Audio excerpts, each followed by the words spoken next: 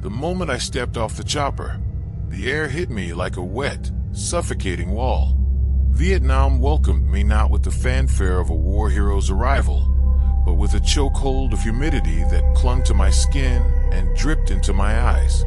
The jungle was alive, yet it felt dead, the thick, choking canopy blotting out the sun, a green so dense it seemed to absorb light, muting color until everything looked like a shadowy painting.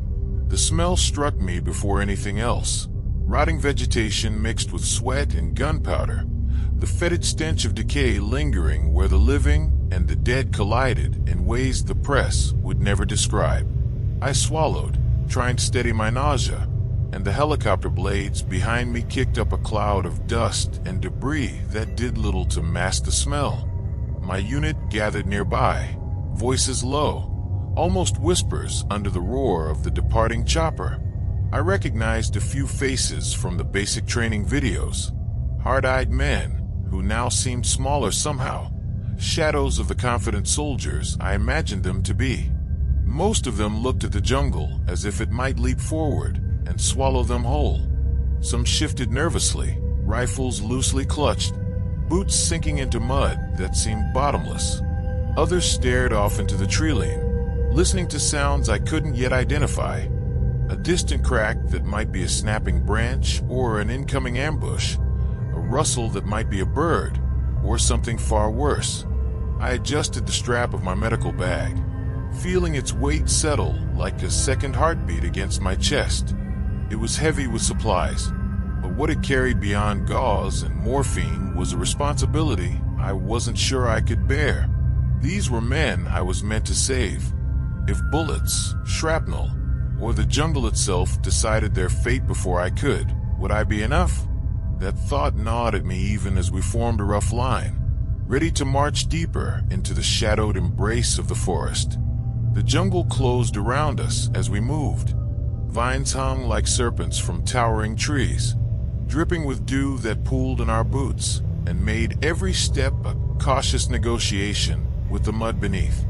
Birds, bright flashes of color against the monochrome gloom, screamed and vanished, leaving only the echo of their panic. Occasionally, a branch would snap somewhere nearby. Each sound made hearts race.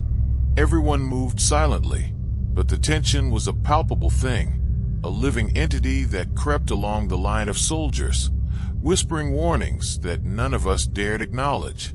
I noticed things others seemed blind to, though I wasn't sure if it was perception or paranoia. Shadows shifted unnaturally, just at the edge of my vision. A leaf would flutter downward when no breeze existed. The rustle of something crawling on the forest floor, or above it, made my spine tingle. My hands instinctively tightened around the strap of my bag, knuckles widening. I caught myself imagining eyes watching us from the canopy, calculating, waiting. My mind screamed for logic. The jungle was full of life, of harmless creatures, of wind through trees. But instinct, that ancient part of the brain soldiers rely on in combat, told me otherwise. Something was wrong. Something was here before us, and it was patient. The men ahead of me were already whispering amongst themselves, small, desperate fragments of conversation. One of the rookies, he couldn't have been more than 19, spoke too loudly, perhaps to mask his fear. A sergeant barked at him to shut it, and the boy jumped, glancing around as if the jungle itself had answered with a threat. I kept my gaze forward, scanning for signs of the enemy, but also for signs of my own failure. What if a patrol got hit and I froze? What if the first casualty was on my watch? I swallowed hard, the taste of copper in my mouth from nerves, and clenched my jaw. The heat pressed down harder as we marched, and sweat drenched my uniform before we had even traveled half a mile. The jungle smelled more pungently now, fermented leaves, wet soil, and that metallic undertone that made my stomach churn. Gunfire cracked far off, sharp but distant, a reminder that this place wasn't just oppressive, it was alive with danger.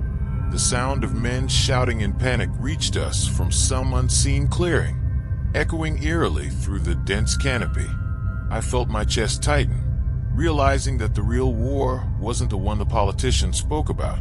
It was this: fear in every rustle, every shadow, every human scream muffled by distance. We reached a small clearing, enough to breathe without stepping on tangled roots, and the sergeant motioned for a brief halt. I knelt, adjusting the contents of my medical bag, checking for the familiar tools that now felt more like talismans than instruments.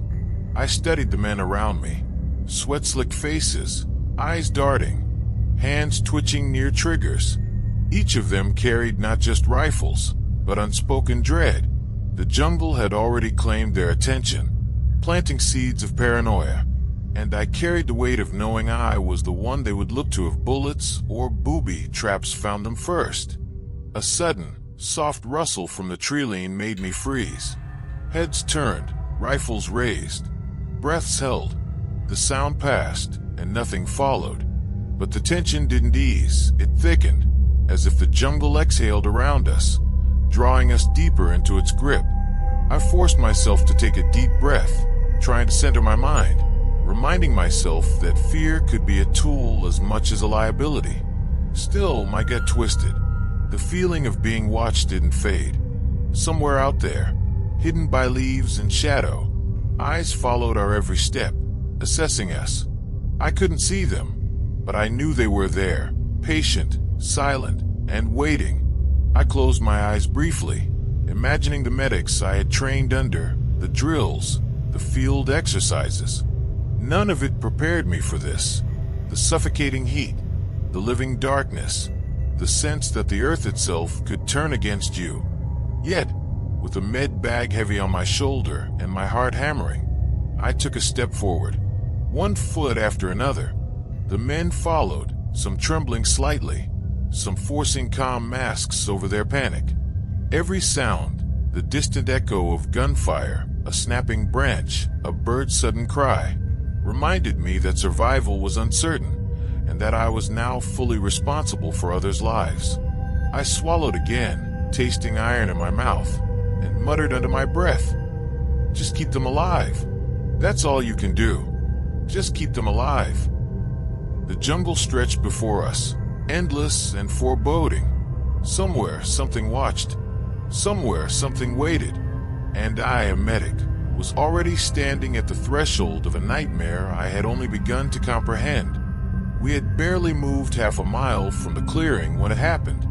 One moment, the jungle whispered and hummed with insects and distant bird calls. The next, it erupted into chaos. Bullets tore through the canopy, whistling past ears and slicing leaves in midair. The jungle wasn't just alive anymore. It was a hunting ground, and we were the prey. I hit the dirt instinctively, the weight of my medical bag jarring against my shoulder. Mud clung to my uniform as the men around me scrambled for cover, rifles snapping into position, eyes wide, every nerve screaming that survival meant instantaneous reaction. "Incoming! Ambush!" the sergeant shouted, his voice barely audible over the crackle of gunfire. I crawled toward the nearest wounded soldier, a young private, screaming in agony, with his leg twisted at an unnatural angle. I could feel the pulse of terror around me, men shouting, bullets whizzing overhead, branches snapping as someone fell to the side. My hands shook as I unfastened my med bag and tore at the straps, knowing that the first decisions I made could mean life or death. Blood already slicked the young private's uniform. It wasn't yet seeping through the jungle mud, but the smell of iron hung thick in the air, tangy and immediate. I forced myself to focus, blocking out everything else.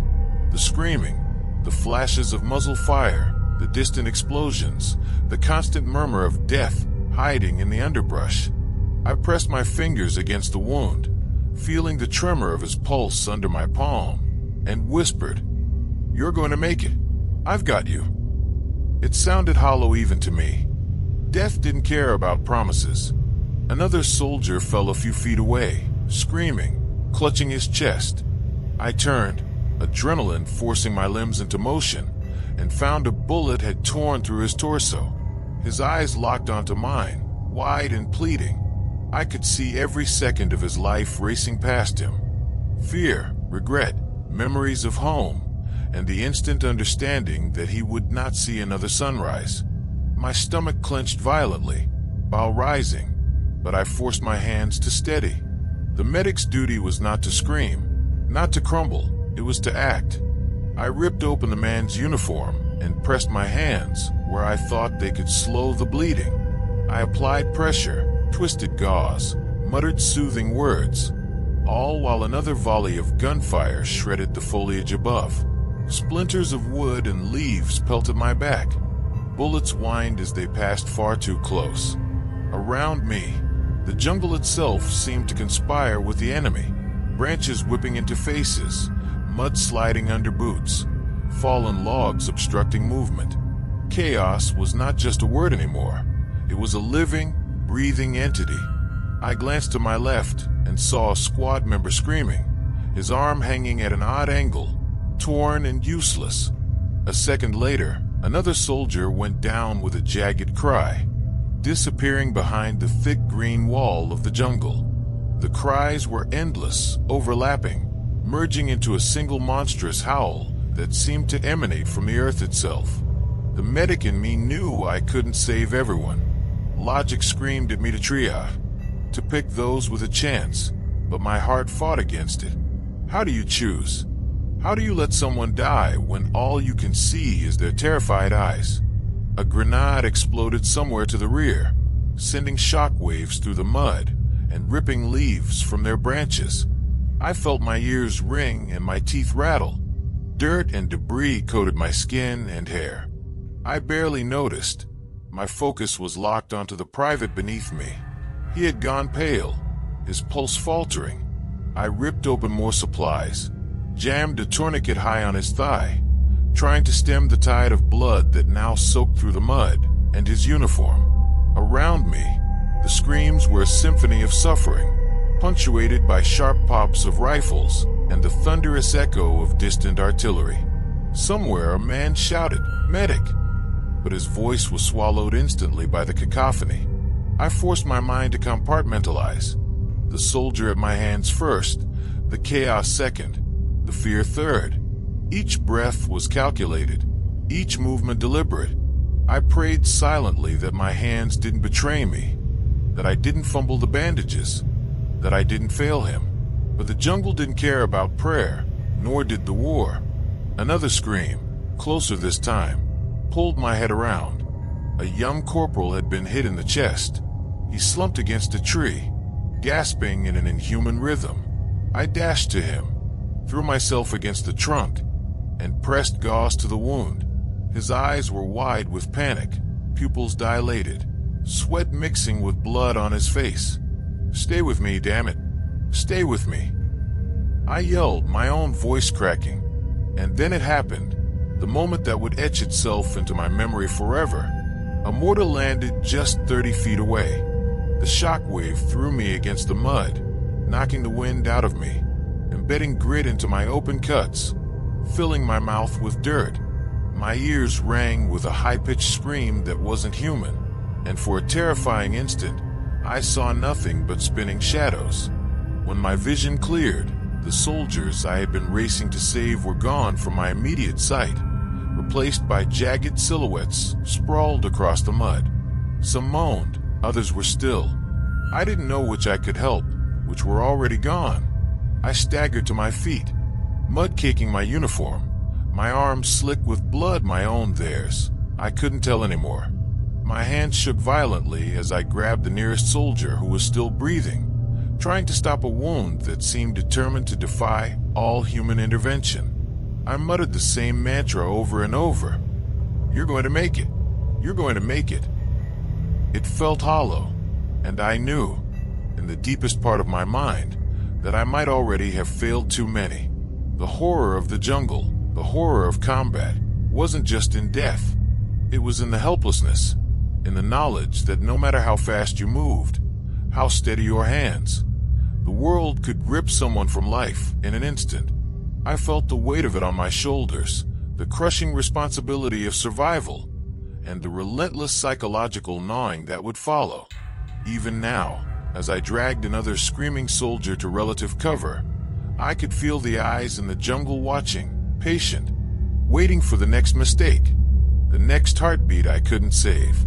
And I knew, with a terror I couldn't shake, that this was only the beginning. The first casualty was never just a casualty, it was a warning. The jungle was quieter than it should have been.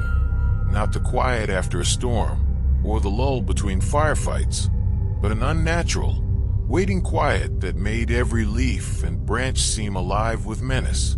Our small unit had been sent ahead on a reconnaissance mission, just a few of us moving carefully, scanning, listening, probing the edges of a forest that refused to reveal its secrets.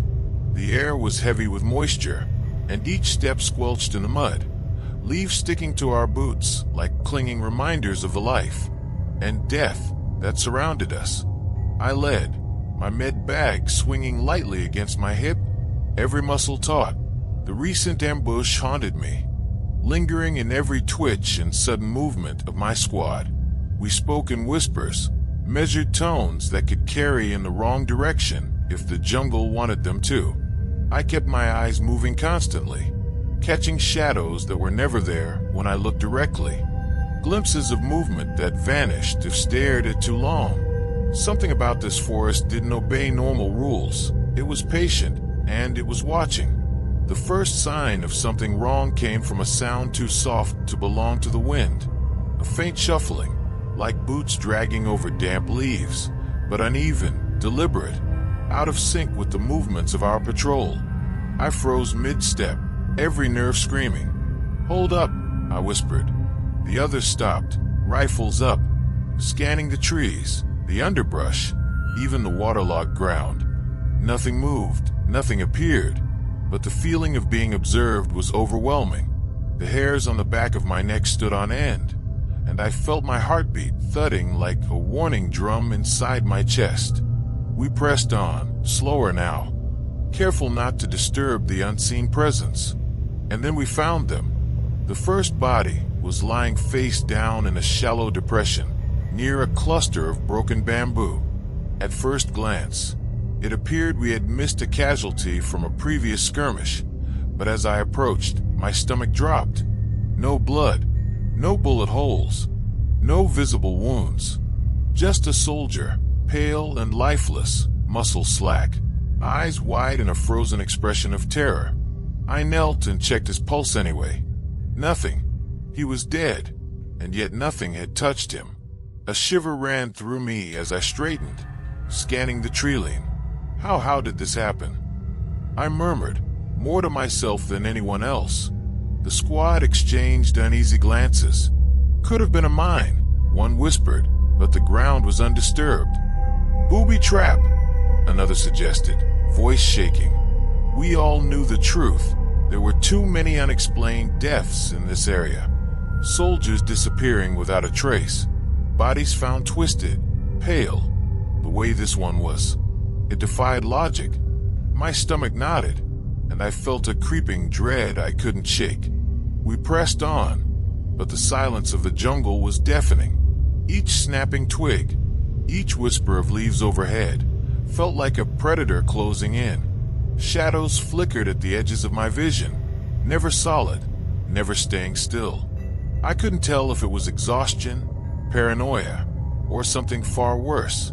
Nights were short, and sleep even shorter. Each time I closed my eyes, the images of the dead and the dying haunted me, mingling with visions of shapes moving in the shadows, eyes glinting in the darkness. My dreams became jungles themselves, twisting, oppressive, filled with whispers I couldn't understand. The second body was found near a small stream, partially submerged. Water lapped gently against him, but there was no injury to explain the sudden stillness of his chest. I shivered as I crouched beside him, feeling a cold sweat run down my back. His hands were rigid, twisted in ways that made my stomach churn. I turned to the squad, words failing me. None of us spoke. The forest seemed to hold its breath, waiting to see what we would do. I wanted to check the jungle itself, to see if it hid some mechanical or chemical cause, something tangible. but the weight of the moment kept me rooted. Our unit had trained for ambushes, for gunfire, for visible danger, but not this. Not the unseen enemy that moved without sound, that left bodies like trophies.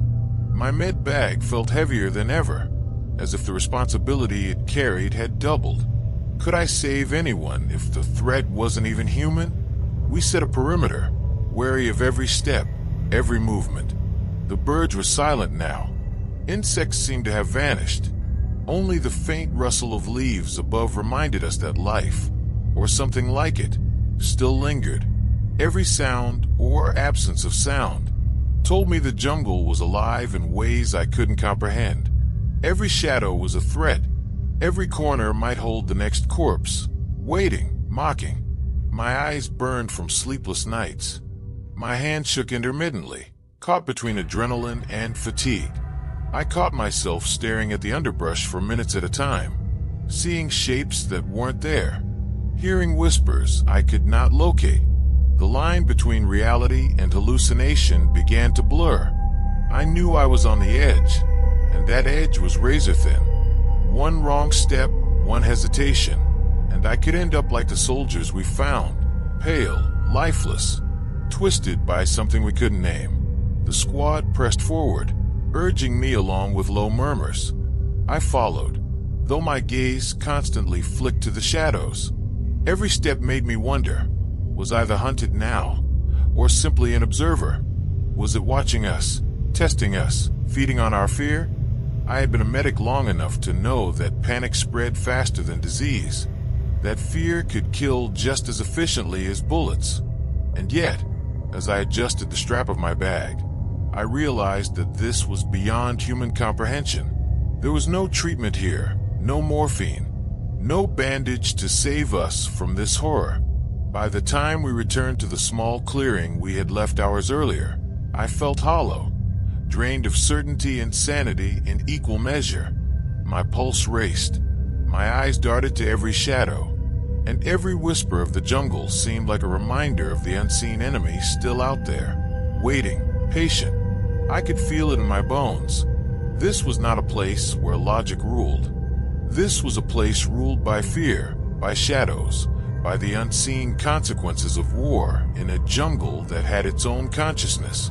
And as we made camp that night, the trees whispering above like ancient voices, I understood something terrible.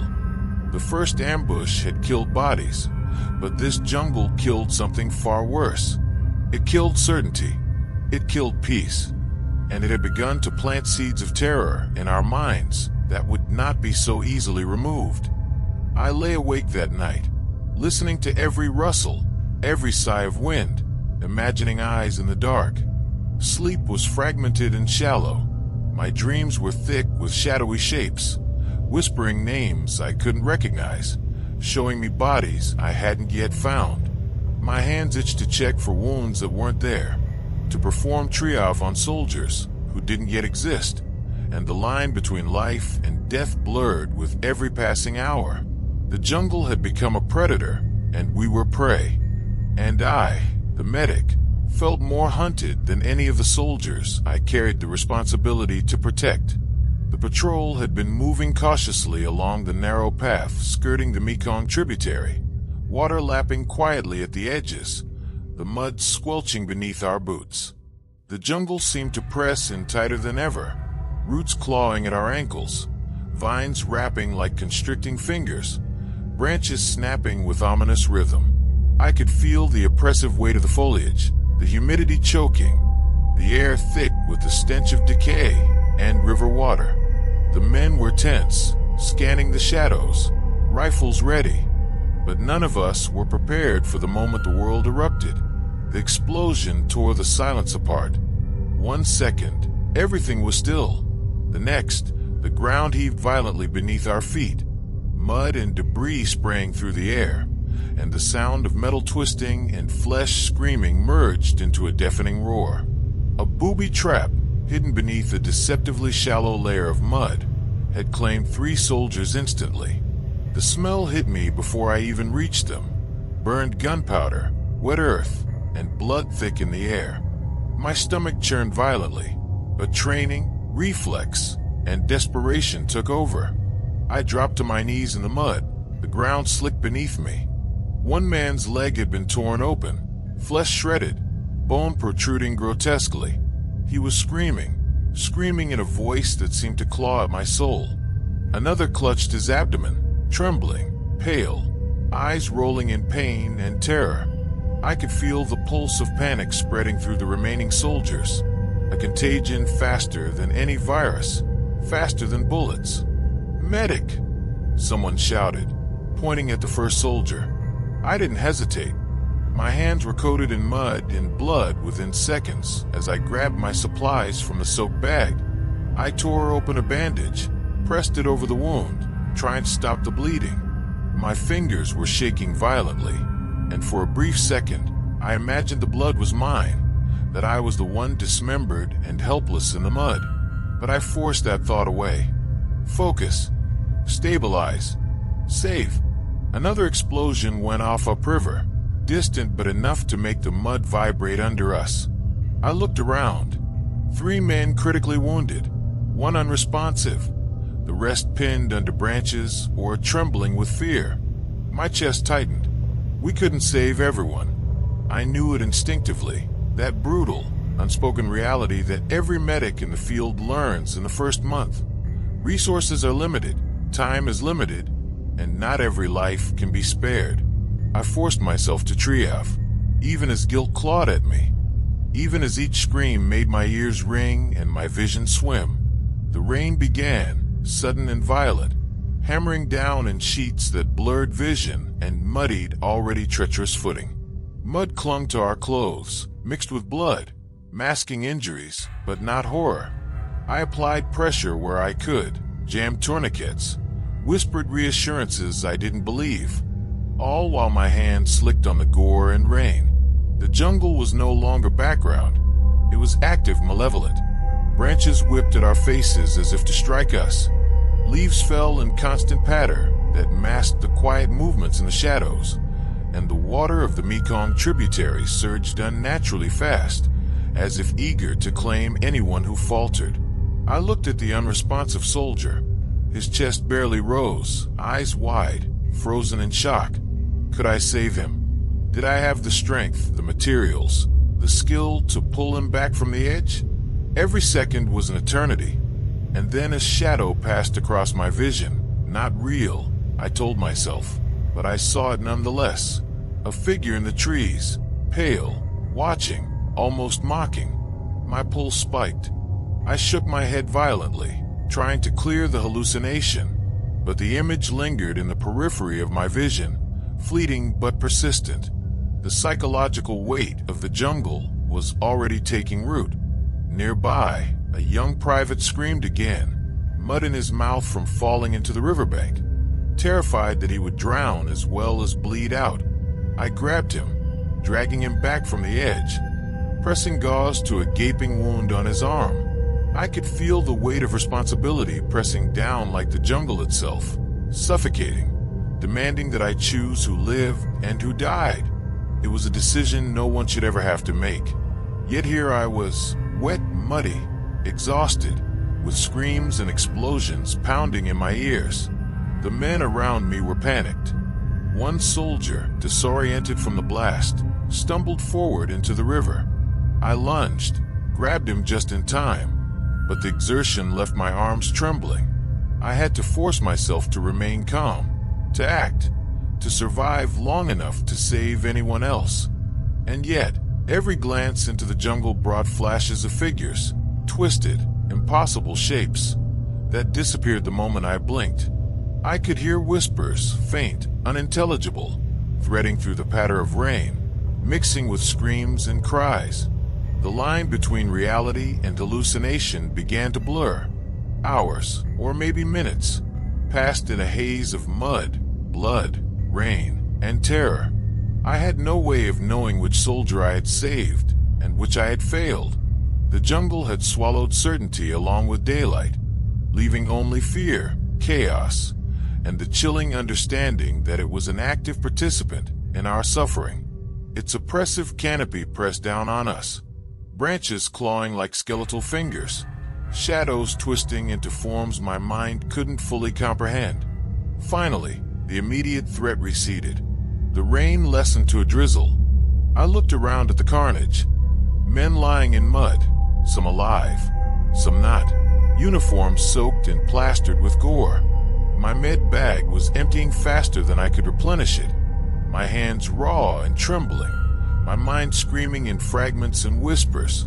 I could see them, the living staring back at me with fear and confusion, the dead pale and still, and me caught somewhere between the two. I realized then, with cold clarity, that the psychological trauma had begun. My vision occasionally doubled. Shadows seemed to move with intent. Whispers threaded through the rain, promising horrors I could not yet name. Every heartbeat was an echo in the cavern of terror the jungle had become, and I understood, finally, that this was only the beginning. The Mekong had claimed more than bodies today.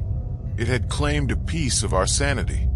I forced myself to take a deep breath, to focus on the living, to push aside the creeping hallucinations. My hands were shaking, my muscles sore, but I moved from one man to the next, whispering reassurances that I didn't believe, applying what medical skill I could, and praying silently that the next explosion wouldn't claim us all. The jungle waited patiently, malevolent and patient, and I knew it would be watching still when the next patrol came through. The Mekong flowed beside us, indifferent, carrying away the blood, the mud, the screams. But the jungle held them in its heart, preserving every sound, every shadow, every act of terror we endured. And in its oppressive, suffocating embrace, I understood what it meant to be a medic here, not just to save life, but to bear witness to horrors beyond measure, and to survive with the ghosts of every choice etched into memory. Night fell like a suffocating shroud over the jungle. Darkness pressed in from every direction, thick and palpable, swallowing the paths we had carved through mud and foliage.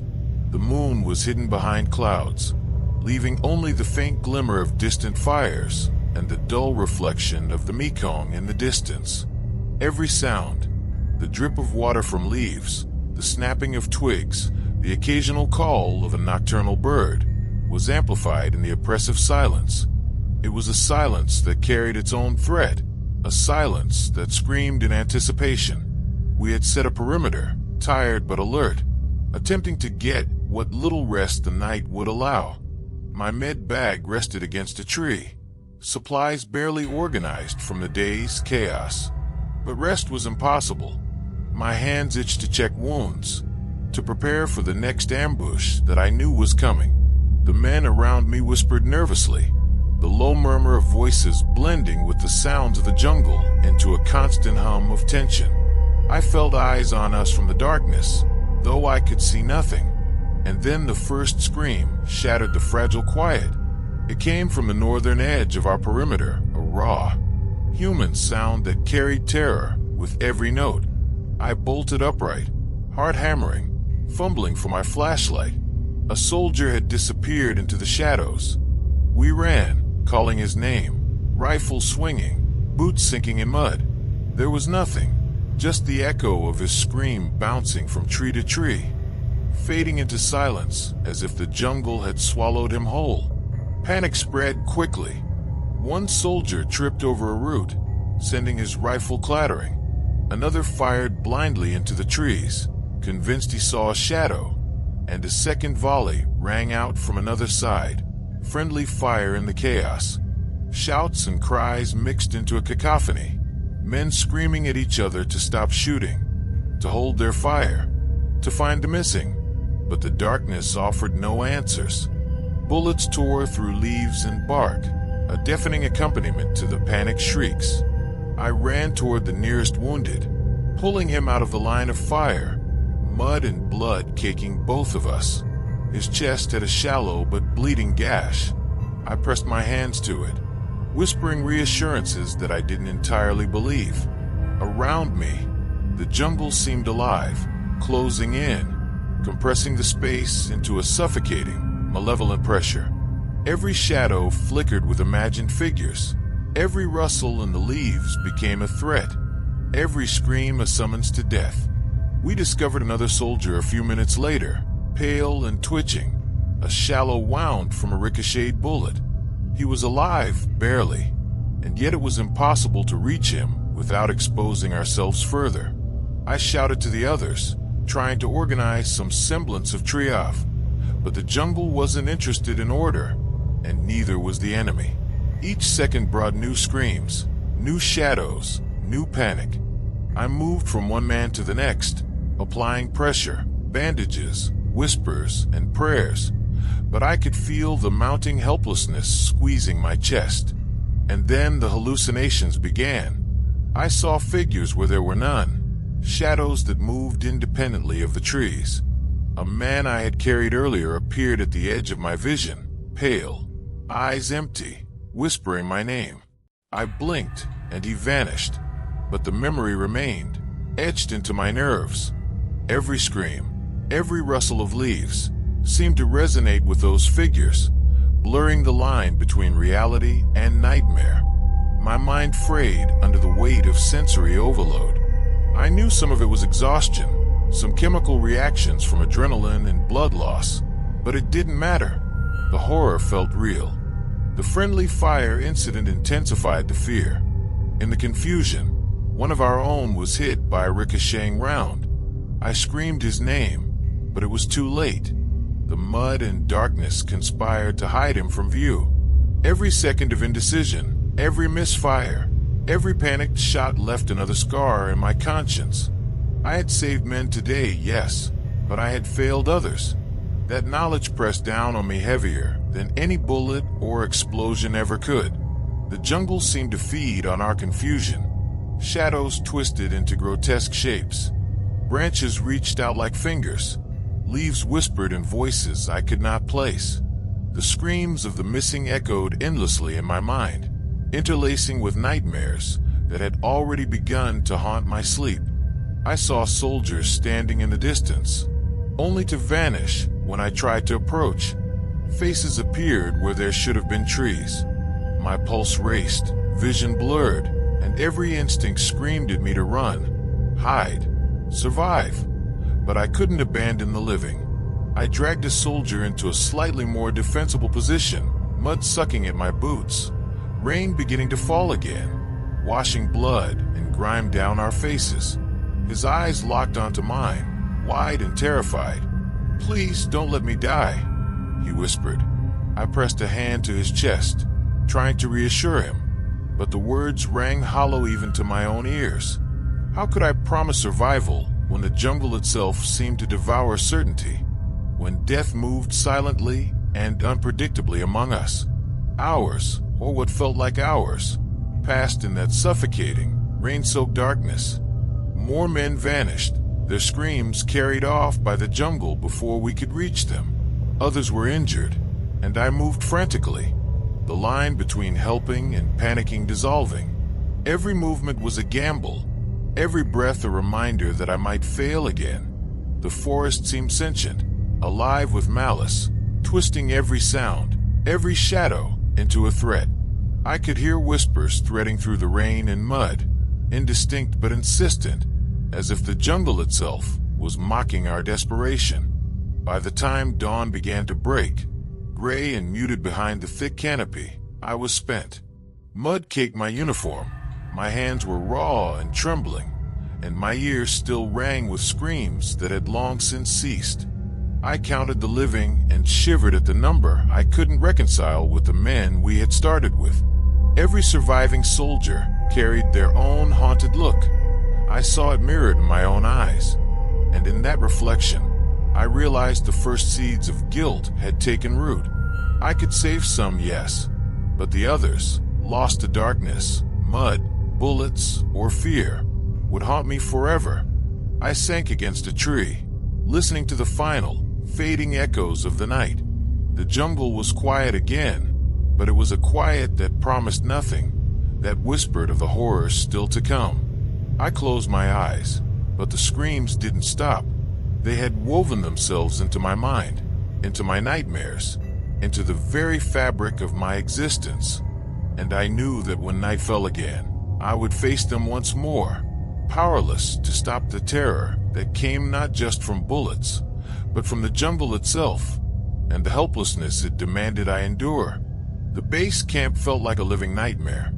Tents pitched hastily among the mud and debris, a river of wounded and dying flowing through them. Screaming, crying, and moaning filled every space. The air was thick with smoke from cooking fires, mingled with the sharp, metallic scent of blood.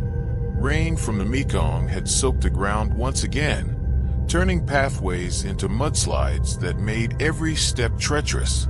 I ducked under the flap of a field hospital tent, mid-bag heavy against my shoulder, and froze at the sight before me. Rows of cots were overflowing, soldiers pressed shoulder to shoulder, some pinned beneath blankets soaked in blood. Others sat in the mud outside, limbs twisted or mangled, their eyes reflecting a mixture of terror, pain, and disbelief. Nurses and medics moved with frantic efficiency, but there were not enough hands, not enough supplies, not enough time, and I was expected to be one of those hands. I knelt beside a young private, trying to stem the bleeding from a jagged shrapnel wound in his side. His eyes were wide, staring past me as if the world itself had gone hollow. I pressed gauze to the wound, wrapping it as tightly as I dared, feeling the pulsing of his arteries beneath my fingers.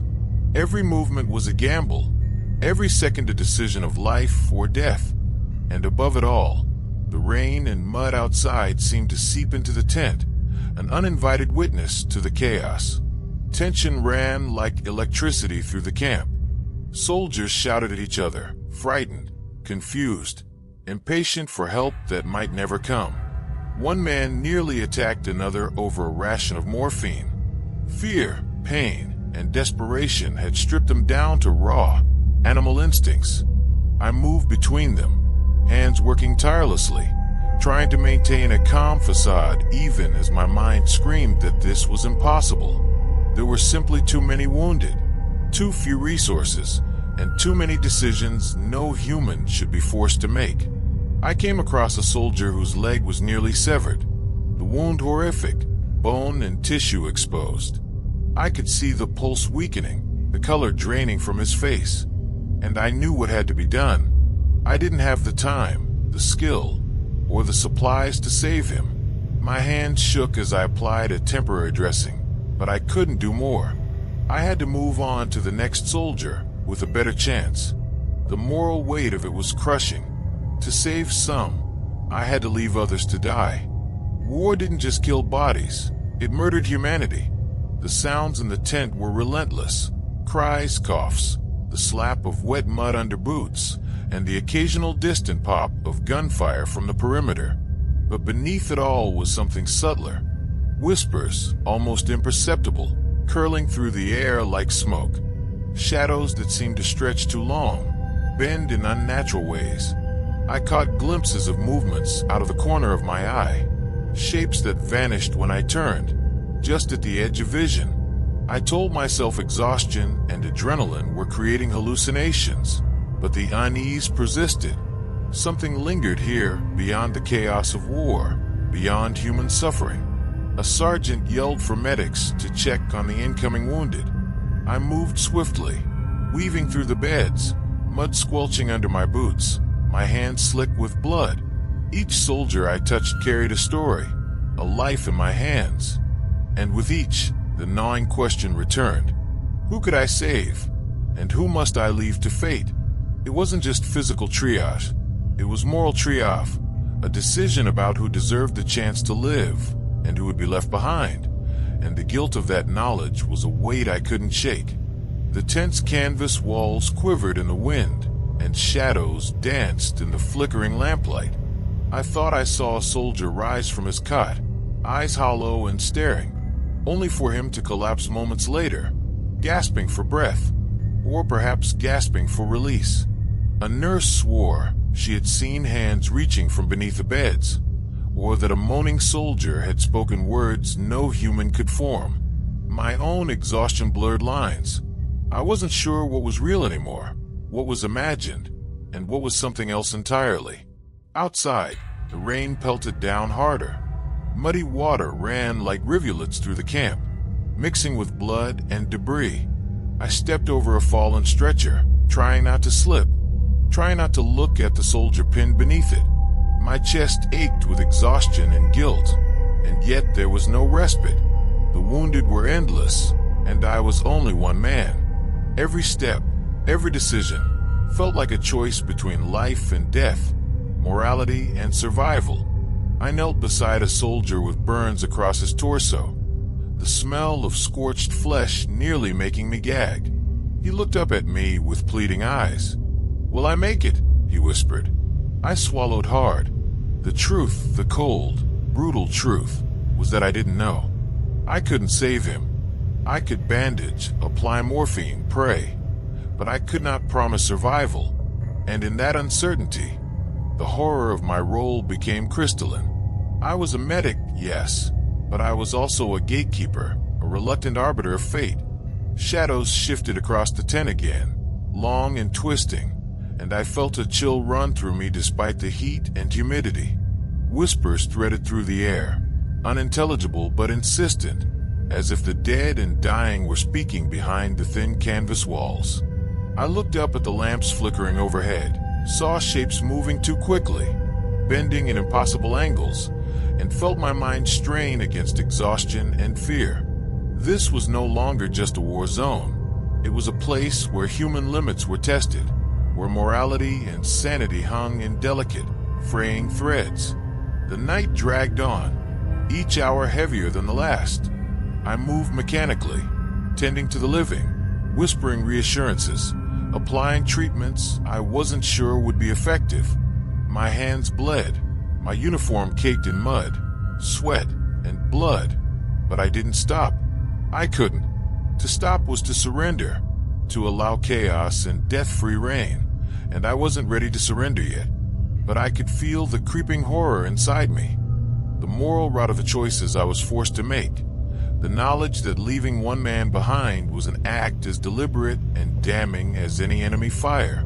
By the time dawn lightened the edges of the tent, the camp was quieter. The screams had subsided, the whispers faded, and only the shuffling of the wounded remained.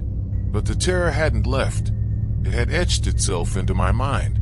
I could still see shadows twisting in corners, hear murmurs that no one else heard, feel the weight of every life I could not save pressing down upon me. I understood, with bitter clarity, that the jungle and the war were patient, malevolent teachers.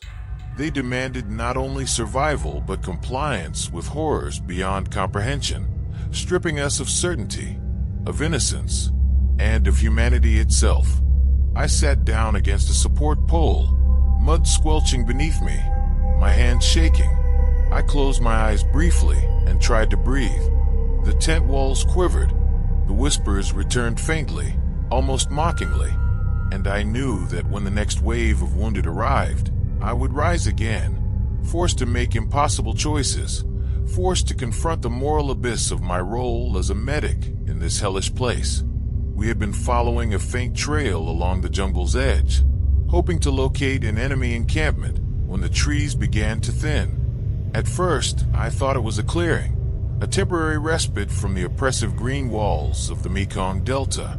But then we stumbled upon it, a village unlike any I had imagined. The air was thick with the stench of rot, smoke, and something more pungent, fear left to linger too long. Houses were reduced to charred skeletons of wood and bamboo. Roofs caved in, walls splintered, doors swung on broken hinges. Whispering of lives interrupted. I swallowed hard, mud caking my boots, as I surveyed the devastation. The first body I saw was a child, no older than 10, lying face down near the remains of a collapsed hut. There were no visible wounds, yet the slackness of limbs and the pallor of skin told me everything. Nearby, a woman sat slumped against a wall, her eyes wide in disbelief, mouth opening and closing as if the horror before her had stolen the power to speak. Others had fled, or perhaps been taken. but the silence was suffocating. I moved cautiously, mid-bag slung over my shoulder, every sense alert. The village had an uncanny quiet, a stillness that screamed danger.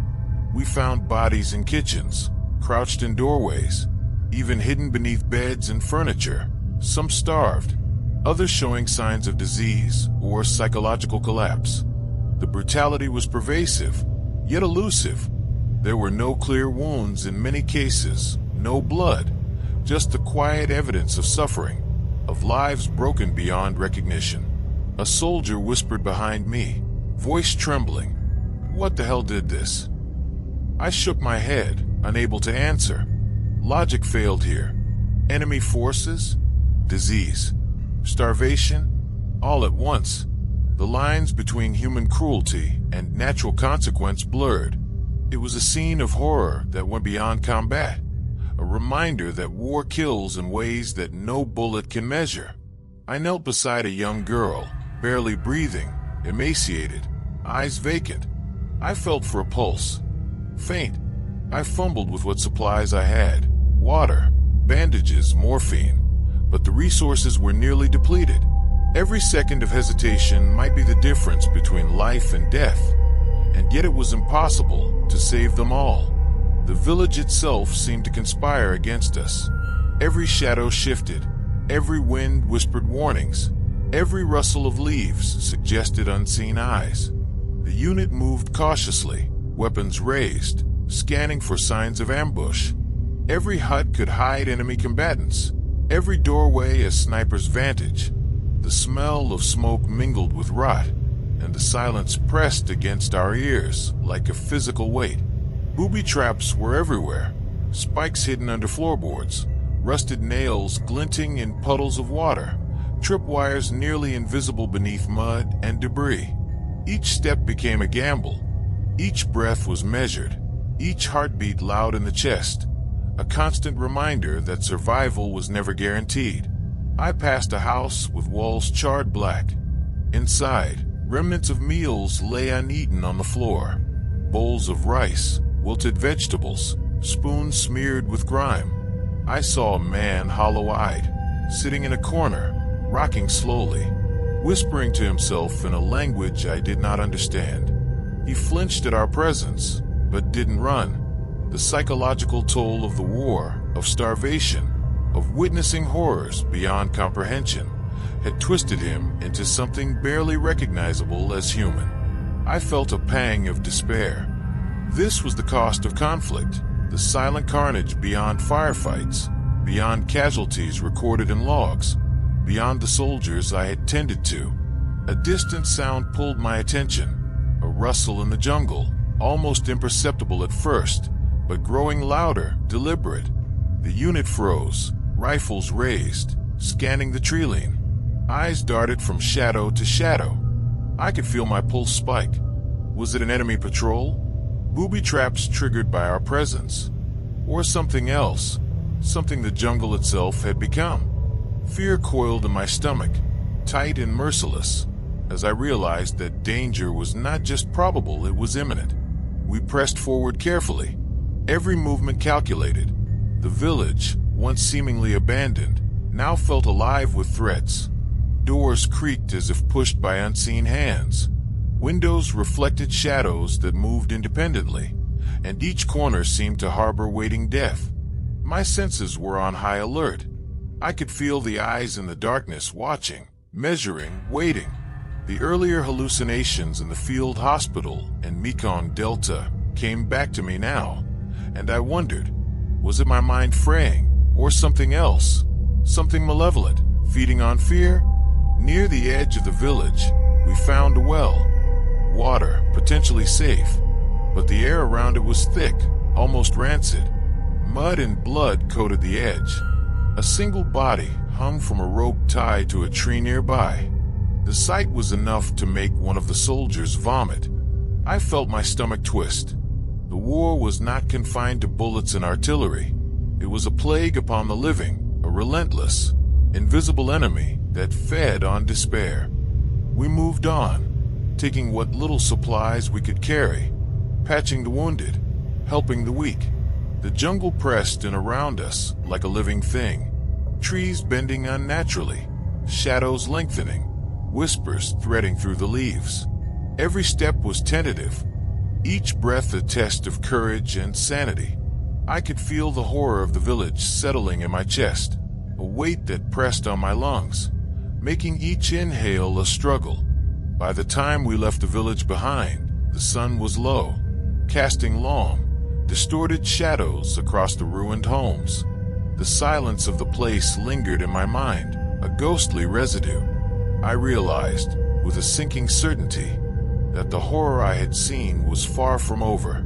The enemy could be anywhere, hidden, patient, and deadly.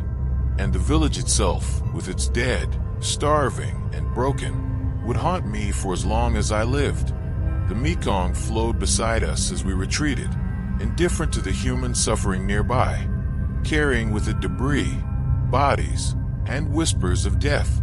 The jungle's oppressive weight followed us, reminding me that every step forward in this war brought new horrors, new moral dilemmas, and a gnawing fear that survival was only temporary. And as night fell again, I understood that the hidden horrors we had witnessed were just a prelude. The true terror had yet to come. The jungle had grown impossibly thick. Vines hung like serpents, leaves dripping with rain, the air so dense it felt as if it pressed against our lungs. With every breath, we had been moving cautiously. The unit stretched along a narrow path barely wide enough for two men. Every step was a negotiation with the mud and roots. Every glance an attempt to pierce the darkness under the canopy. Then it happened. The first shot came from above. It was almost imperceptible at first, a sharp crack, barely louder than a snapping branch, but it carried a deadly precision. Corporal Jenkins went down, face hitting the mud, a crimson bloom spreading across his temple. The unit froze, heartbeats thundering in unison. Snipers! In the trees! Someone shouted, voice breaking. Panic spread instantly, thick as the humidity. The jungle wasn't just around us anymore. It was above, below, and everywhere, alive with threats. I dove to Jenkins' side, hands shaking, mud clinging to my fingers, blood warm and slick. Hold on, man, hold on. I shouted, pressing my hands to his wound, trying to stop the bleeding as rifle fire stitched the leaves above. Another soldier screamed behind me as a bullet struck the mud near his boots, spraying mud and debris. The canopy was alive, predatory, each shadow potentially lethal. Every movement could be your last, every breath a gamble. Men were pinned in the narrow path, unable to move without drawing fire. I felt the weight of responsibility pressing down on me, bodies around me, bleeding, screaming, and dying. My hands were frantic, trying to treat injuries, stem blood, whisper reassurances I didn't feel. My mind raced.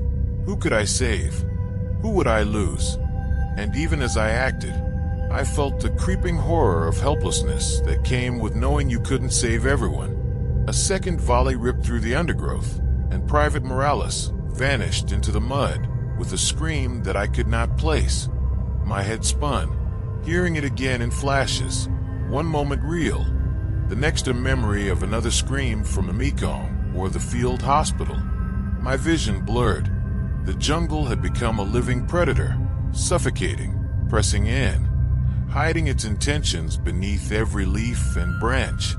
Every shadow shifted unnaturally, and I began to question what was real and what was not. The first hallucination came at the same time as the second casualty.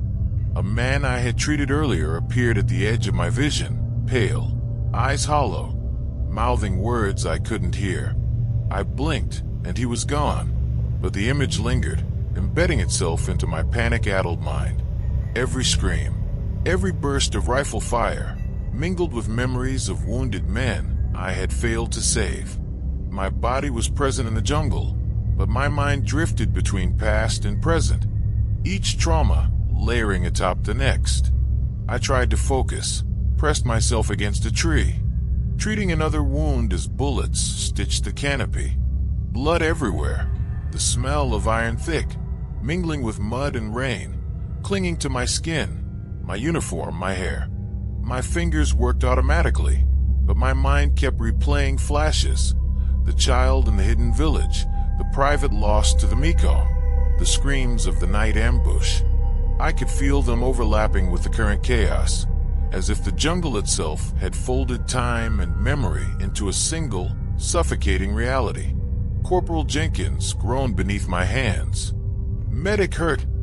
His voice was faint, fading under the rain and gunfire.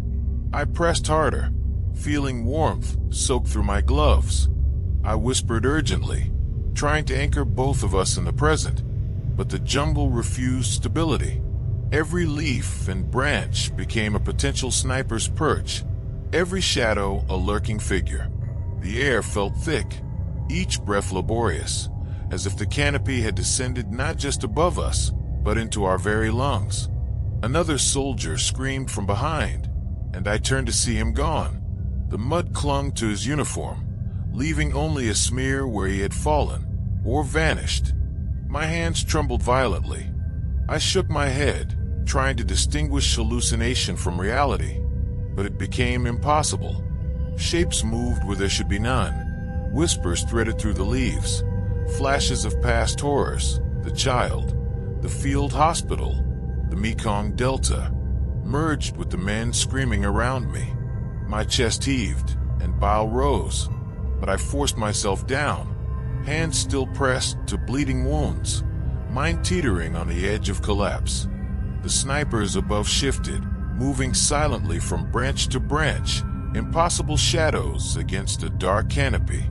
Their fire was sporadic, yet devastating. Each crack of the rifle sending men down, the mud turning redder with every second.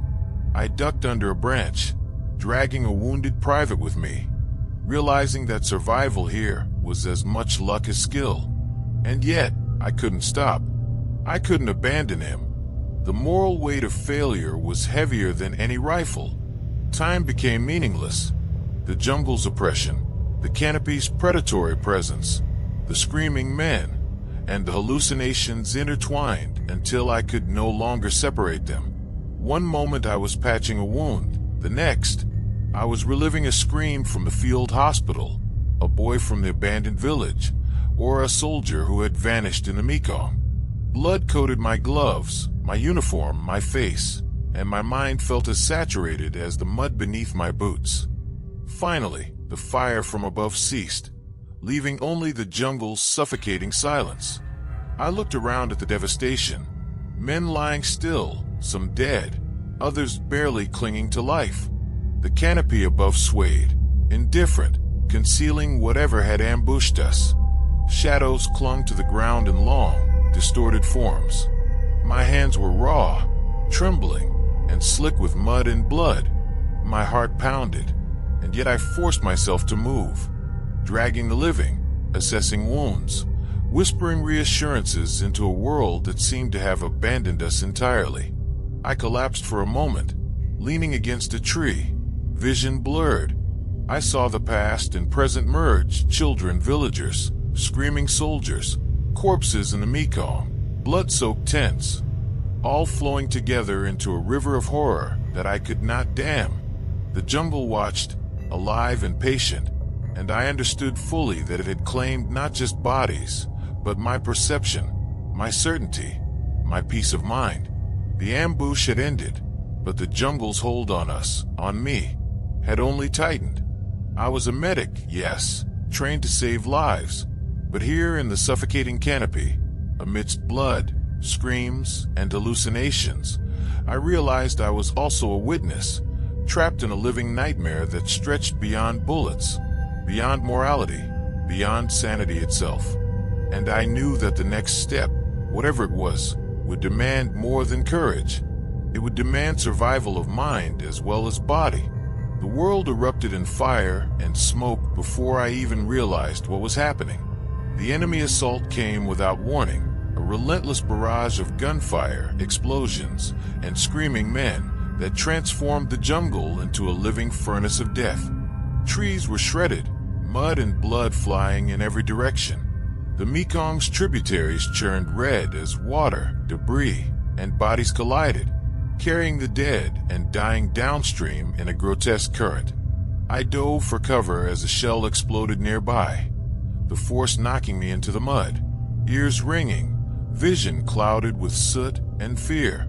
Around me, comrades were screaming, some charging blindly into the chaos, others pinned by gunfire, limbs torn, blood spraying the leaves and ground alike. My hands went automatically to the first wounded I could reach, pressing, bandaging, shouting reassurances I didn't believe. Each man I touched was a miracle if he lived, and a curse if he didn't. Corporal Jenkins was down again, this time hit in the chest by a mortar round. I dragged him behind fallen tree, trying to assess the wound, but the pain in his eyes was more than physical. Around us, men were vanishing into smoke and shadows, some taken by bullets, some caught in explosions, others disappearing into the oppressive jungle as if it itself had swallowed them. I could hear their screams echoing in my mind, overlaid with memories of every death I had witnessed before. The Mekong, the village, the night ambush, and the images fused into a horrific montage of helplessness. A fire ignited nearby, devouring a cluster of huts and the few supplies we had managed to salvage. The heat seared my skin through my uniform, the smell of burning flesh and gunpowder filling my lungs. I coughed violently, pressing a bloodied rag to my face as my eyes darted to the next casualty. A private's leg had been blown apart, twisted grotesquely, and he screamed my name, voice raw with agony. I tried to stem the bleeding, but the mud, rain, and chaos conspired against me. Every choice felt fatal, every movement insufficient. The jungle seemed to pulse with malevolence. Branches lashed, shadows shifted with intent, and I could swear the trees themselves leaned toward the screaming, twisting our fear into something tangible. I caught glimpses of shapes that were not soldiers, figures pale and hollow, moving just beyond sight, whispering my name. For a moment, I thought I had lost my mind entirely, but the screams, explosions, and cries of my unit reminded me that terror was real, immediate, and inescapable. I dragged another wounded man, half my own weight in blood and mud, toward a less exposed section of the jungle. Every step was agony, every breath was fire. I could feel the weight of guilt pressing down on me, heavier than any shell, heavier than any bullet. I had saved some, yes, but too many had died.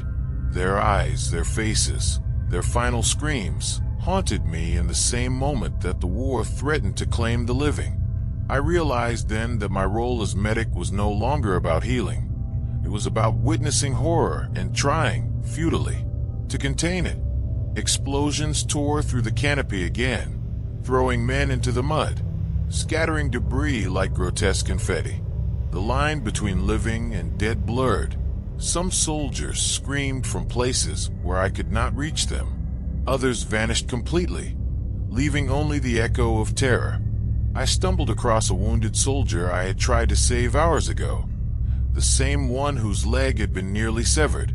He was dead, eyes wide, mouth open in a silent scream that seemed to accuse me.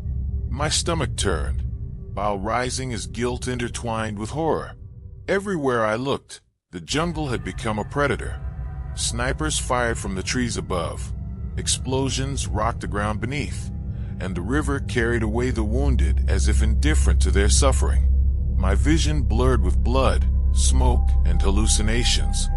Faces from the past, children, villagers, fallen comrades, flickered in the shadows, each pleading silently for aid I could no longer provide. I screamed their names, but the jungle answered only with the rustle of leaves and distant gunfire. I came across a soldier pinned beneath a fallen tree, screaming in agony. My hands shook as I lifted the branches, blood slick on my gloves, mud in my eyes. I applied a tourniquet, whispered encouragement, and prayed silently that it would be enough. But the jungle and the war offered no mercy. Another explosion threw him from my hands, and I watched helplessly as he vanished into smoke, lost to me forever. The guilt was instantaneous, physical, gnawing at my chest. Minutes or hours passed in a blur of smoke, blood, and screams. My hands were raw, trembling, eyes burning from smoke and fatigue. Every sound, gunfire, explosions, screams, melded into one monstrous chorus of terror. I could feel the weight of the jungle pressing down, alive, sentient, feeding on our fear and desperation. Shadows stretched, twisted, and bled into my vision, indistinguishable from hallucinations or memory. The dead seemed to watch me from the periphery, their hollow eyes accusing, whispering, demanding. I stumbled through the chaos, dragging the last living soldier I could reach. Mud clung to my boots, blood to my hands, and I felt the heat and pressure of the jungle like a living entity intent on crushing us. I dared not look back at the carnage, the men I had failed, the bodies of friends, the fire devouring everything. My mind was fracturing, blending nightmare with reality. The screams, hallucinations, and memories pressed together into one continuous, suffocating horror. Finally, I reached a shallow clearing, smoke and debris swirling around me, rain beginning to wash some of the blood and mud from my uniform. I collapsed against a fallen log, chest heaving, eyes scanning the devastation. Only a handful of my unit had survived. Others lay motionless in the mud, in the river, in the shadows of the jungle that had claimed them. My hands were shaking violently, coated in blood that was no longer distinguishable as mine or theirs. I had survived, barely, but the victory was hollow. The jungle whispered, shadows shifting around me as if mocking my survival. Faces of the dead flashed in my mind. Jenkins, Morales, the Mekong private, villagers, children, pleading silently, accusing silently. I shivered violently, realizing that the war had claimed more than bodies. It had claimed my innocence, my peace, my ability to feel untouched by horror. I was a medic, yes, but now I was a witness, haunted, broken, and irrevocably changed. I staggered to my feet, surveying the aftermath. The jungle was still, almost serene in contrast to the chaos we had endured, but I knew the stillness was temporary. The predator was patient. The Mekong carried away the debris, blood, and corpses, indifferent to the suffering it had witnessed. And I understood, with a gut-deep certainty, that I would carry the ghosts of this day forever. The screams, the shadows, the unrelenting guilt. The war was not over. It never would be, not for me. The room is quiet now, far quieter than any place I have known since that first landing in Vietnam. The walls are dimly lit, shadows stretching long and thin across the floorboards, twisting like the branches of a jungle canopy that will never leave my mind. I sit in a worn chair, hands clasped over my knees, looking at nothing and everything at once. The years have stolen much from me, my youth, my friends, my innocence, but they have not touched the memories, and they never will. I can still hear it.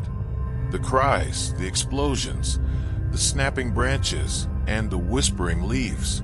The Mekong running thick and red, the jungle alive with malice, the screams of men lost to fear, to bullets, to fire, and to the darkness that lurked in every shadow. Those sounds are embedded in me, carved into the marrow of my bones. Sometimes, at night, they return, insistent, whispering my failures, replaying the impossible choices I made, and the lives I could not save. The horrors were never confined to the battlefield. They followed me into the tents, the rivers, the villages, silent, patient, relentless. I saw death in forms that no training could prepare me for.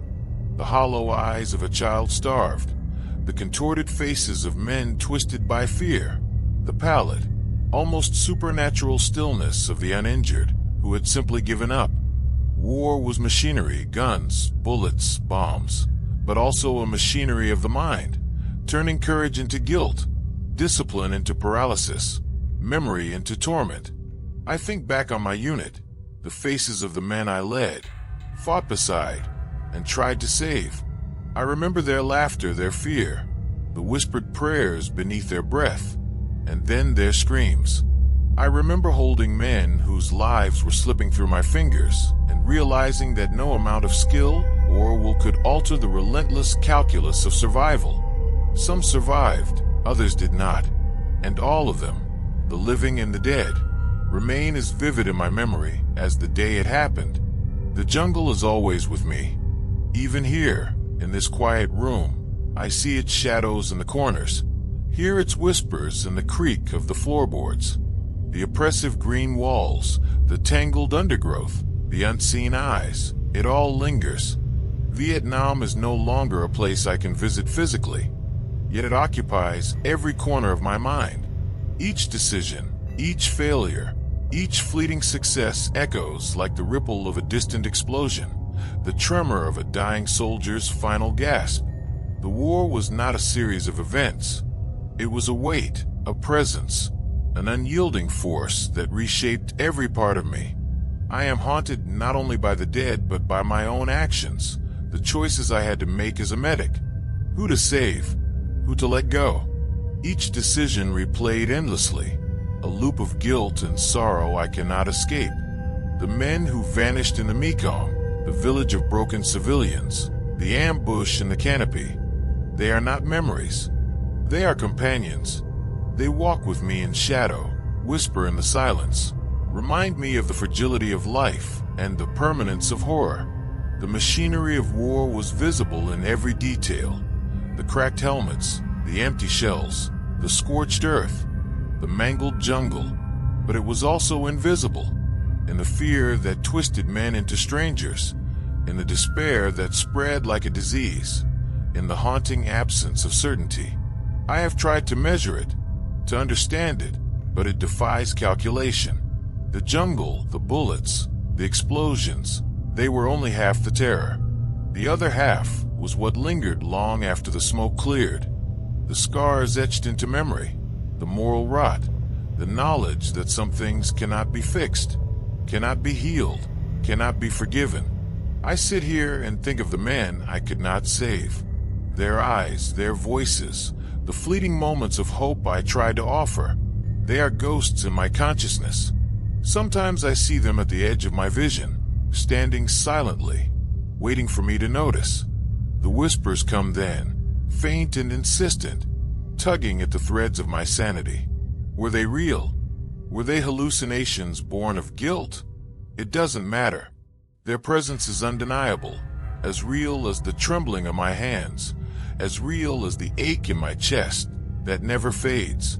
I am old now, and the body betrays me in ways I did not anticipate. But even more relentless is the mind. The war continues in my skull. The Mekong, the jungle, the screaming men, they are eternal, unchanging. The ghosts of Vietnam are patient, and they do not forgive. I live among them now, their whispers threading through every quiet moment, their shadows dancing along the edges of my vision. Sleep is a brief interlude, offering nothing but dreams that bleed into reality, nightmares that make daylight unbearable. And yet I survive. I am here, broken and haunted, but alive. I do not know why fate spared me when so many others perished. Perhaps it is punishment, perhaps it is chance, or perhaps it is simply the indifference of a war that does not end, that cannot be measured by years or borders, but only by the scars it leaves on those who endure. Every breath I take is a reminder of the lives lost. Every heartbeat a drumbeat of memory that refuses to fade. I close my eyes, and for a moment, the shadows of the jungle rise around me. I hear the whispers of the fallen, faint but insistent, echoing through the corridors of my mind. The Mekong flows unseen, carrying debris, blood, and memory. The trees sway, alive, malevolent, eternal. The horrors I witnessed in Vietnam are not past. They are present, etched into the very core of my being. I am a medic, yes, but I am also a witness, a vessel for terror, and a keeper of memories no one should have to bear. War does not end, not truly. Its echoes persist, its machinery unseen but unyielding, its moral and psychological toll unmeasurable. And as I sit in the dimly lit room, haunted by shadows and whispers, I understand that I will never be free. Vietnam, with its heat, blood, and horror, has left a permanent scar, not on the land, not on the maps, but on me. And I will carry it until the last breath leaves my body, until the whispers fade, which I know they never will. The room is quiet, too quiet, yet the jungle is always there, in memory, in shadow, in the ache in my chest. And I know, with a certainty that chills me to the bone, that the horrors I witnessed were only the beginning. They will walk with me until the end of my days. Shadows and whispers, men lost to time, and the eternal machinery of war that never sleeps.